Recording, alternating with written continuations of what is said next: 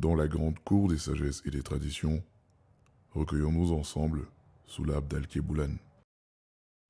Dans la grande forêt d'Alkeboulan, il y avait une petite tortue appelée Ama. Ama n'était pas une tortue comme les autres.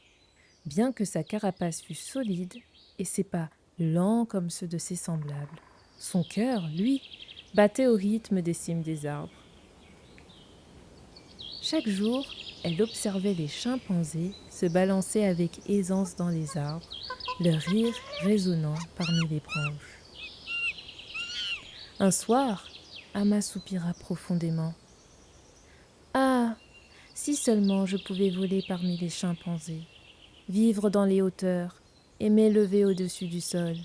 murmura-t-elle, sa voix brisée par un rêve qui semblait hors de portée.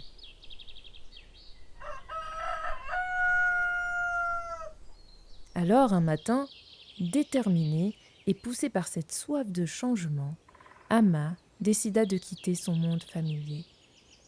Elle se rendit au cœur de la forêt, là où habitait le grand génie, un être mystérieux et redouté, dont on disait qu'il exauçait les souhaits les plus profonds.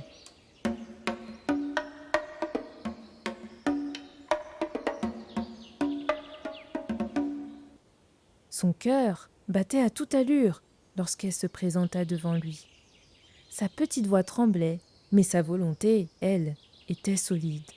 « Ô grand génie de la forêt, j'ai un souhait. Je veux devenir un chimpanzé, grimper dans les arbres et vivre parmi eux. » Le génie, touché par l'ardeur et la passion dans les yeux d'Ama, resta silencieux un moment. Puis, avec une sagesse millénaire, il hocha la tête. Ton souhait sera exaucé, Ama. Mais sache que cette transformation ne sera qu'à toi. Tes enfants, eux, resteront des tortues, quoi qu'il advienne. Le cœur d'Ama brûlait tellement de désir qu'elle n'hésita pas un instant. « J'accepte », dit-elle sans réfléchir aux conséquences. En un battement de cœur, elle se retrouva transformée, ses petites pattes de tortue remplacées par de longs bras puissants, capables de saisir les branches.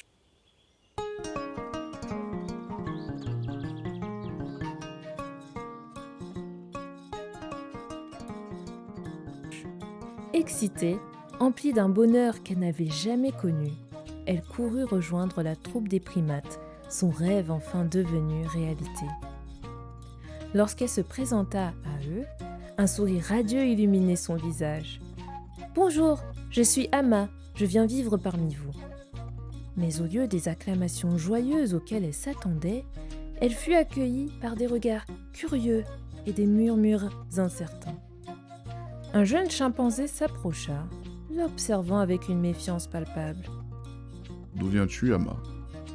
Nous ne t'avons jamais vu avant. » Je viens d'une autre partie de la forêt, » répondit-elle vaguement, sans entrer dans les détails.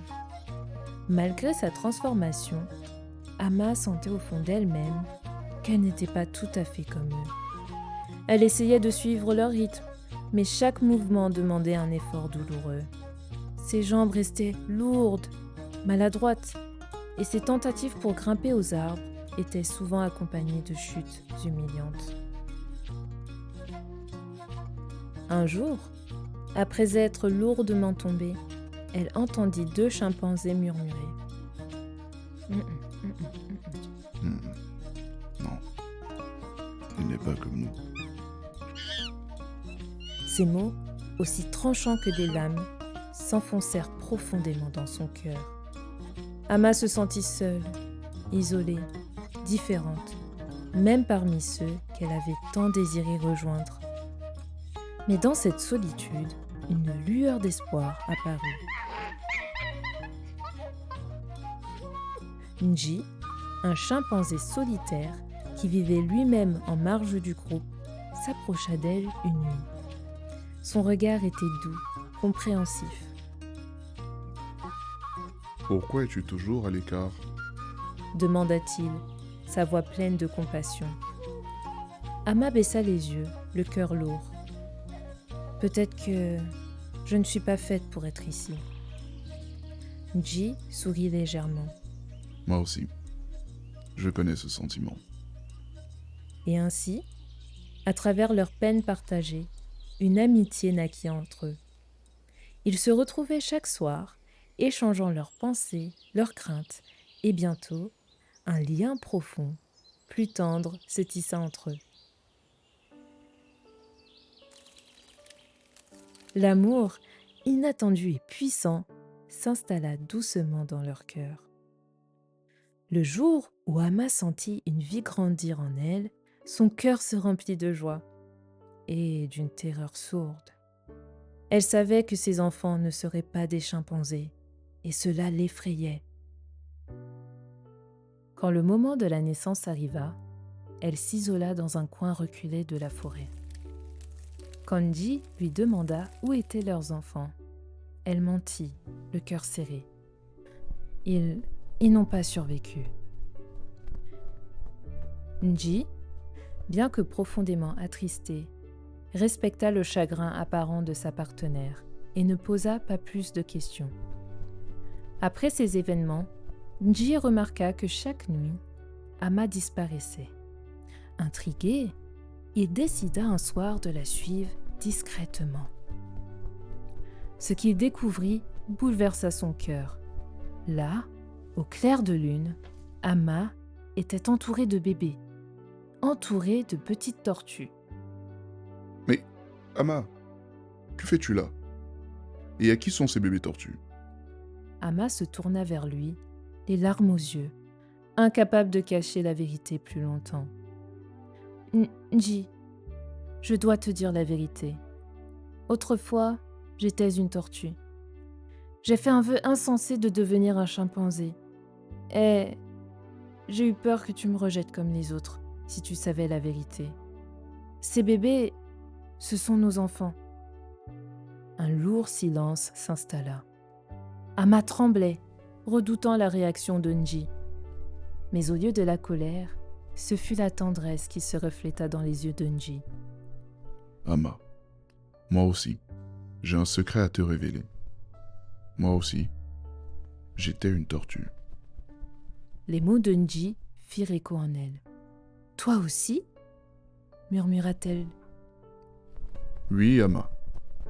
Nous avons tous les deux cherché à fuir ce que nous étions. Mais au final, c'est notre véritable nature qui nous a rapprochés. Amma, émue jusqu'aux larmes, réalisa alors que tout ce qu'elle avait cherché à fuir était en réalité ce qui la définissait. Ensemble, ils comprirent qu'ils n'avaient pas besoin d'être autre chose que ce qu'ils étaient. Ils retournèrent voir le génie, non plus avec des vœux de transformation, mais avec un seul désir, redevenir eux-mêmes. Dès lors, ils vécurent heureux, ayant compris que le véritable bonheur commence par l'acceptation de soi avant la recherche de l'approbation des autres. C'est ainsi qu'ils éduquèrent leurs enfants, leur enseignant la fierté d'être eux-mêmes et la force de rester fidèles à leur propre nature.